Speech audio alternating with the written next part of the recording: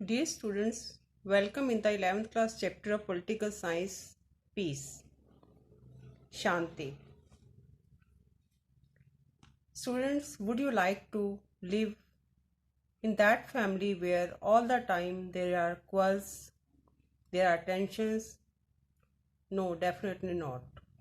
Would you like to live in the country where all the time there are riots, massacre, violence? Definitely not. तो जब हम किसी अपने ऐसे परिवार में रहना पसंद नहीं करते जहाँ पर हमेशा लड़ाई झगड़े होते रहते हैं, हम ऐसे देश में रहना पसंद नहीं करते जहाँ पर सारा दिन हर समय लड़ाई झगड़े, नरसंहार, हत्याएं इत्यादि होती रहती हैं। वाई वी डोंट लाइक, हम क्यों नहीं पसंद करते? बिकॉज वी वॉन्ट पीस, हमें किसकी ज़रूरत है? शांति की। Then what is peace? Peace क्या है? We will discuss in this chapter. If in general words, in simple words, I will say that absence of war is peace, or the concept live and let live, जियो और जीने दो। क्या यही शांति है? Actually शांति का concept बहुत comprehensive है। इसकी परिभाषा हर व्यक्ति के लिए अलग है।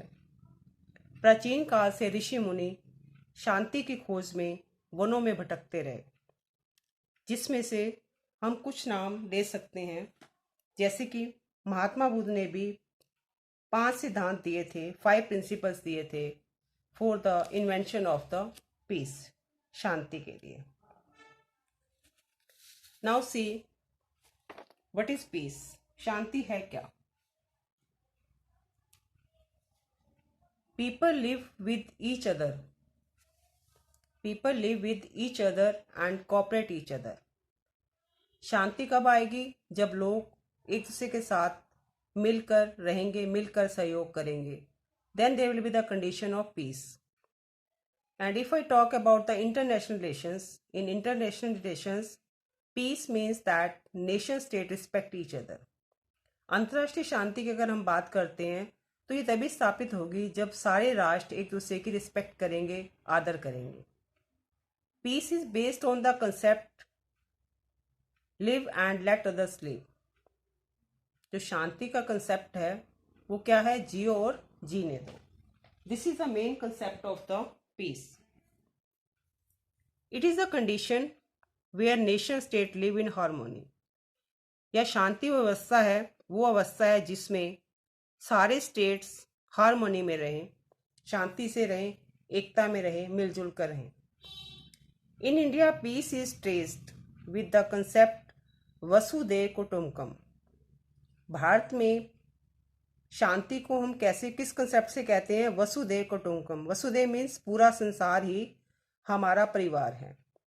So this is the concept of peace for India. Ideas of अहिंसा, non-violence, tolerance has emerged by many saints in India.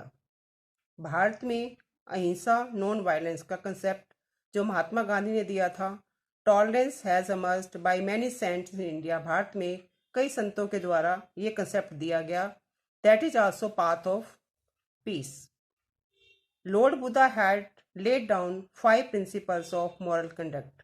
Lord Buddha ने भी मॉरल कंडक्ट के, नैतिक चरित्र के 5 प्रिंसिपल दिए। That were also based on the peace. ये भी शांति पर आधारित थे।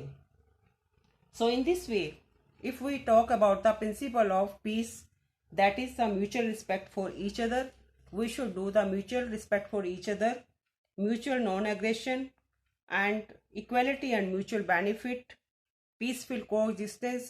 So these are the main principle of the peace.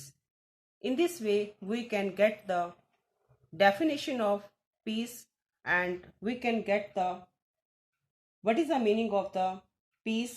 That is a situation without war, or it is a situation in which people live with each other and cooperate each other. Thank you.